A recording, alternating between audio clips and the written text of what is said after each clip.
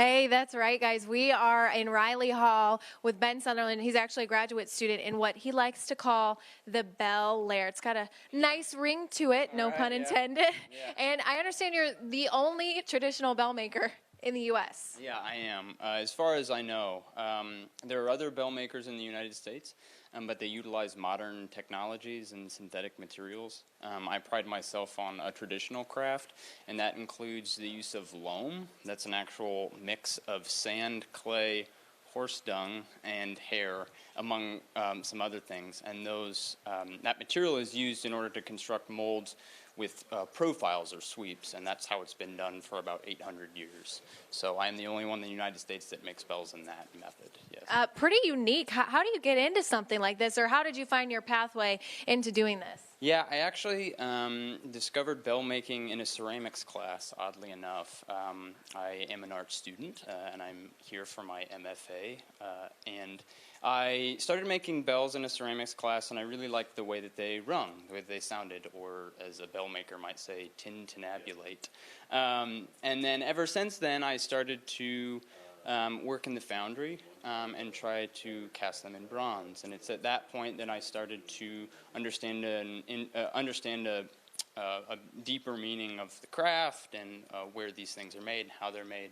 And then I started to write research and travel grants to France and England and the Netherlands and all over Europe in order to learn this craft, to bring it back to the United States. And it's pretty complicated. It is pretty complicated. There's a lot that can go wrong, and it has for a while trying to learn this craft.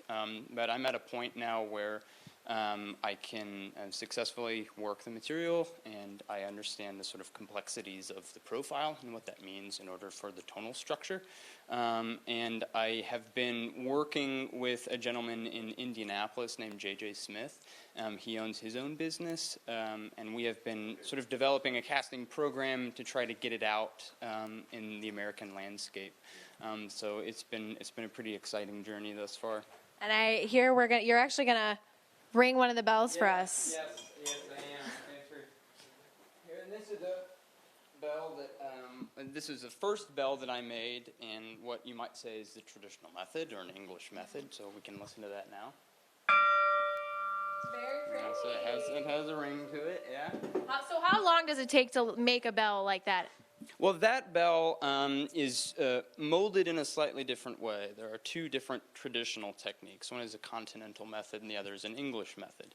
This was made in the English method, which means that both sections of the mold, the core and the cope, were made independently and then pieced together. It took me a while to make that bell because I had to pretty much build all of my tooling and equipment in order to get it to that process.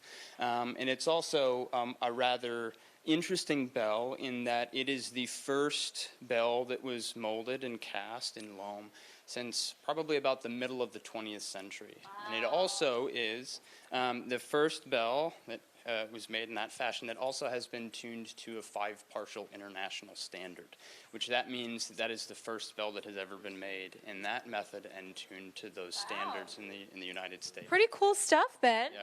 All right, well, it's awesome to know. This is all some of the stuff going on here on campus at Notre Dame, and we'll be right back after this.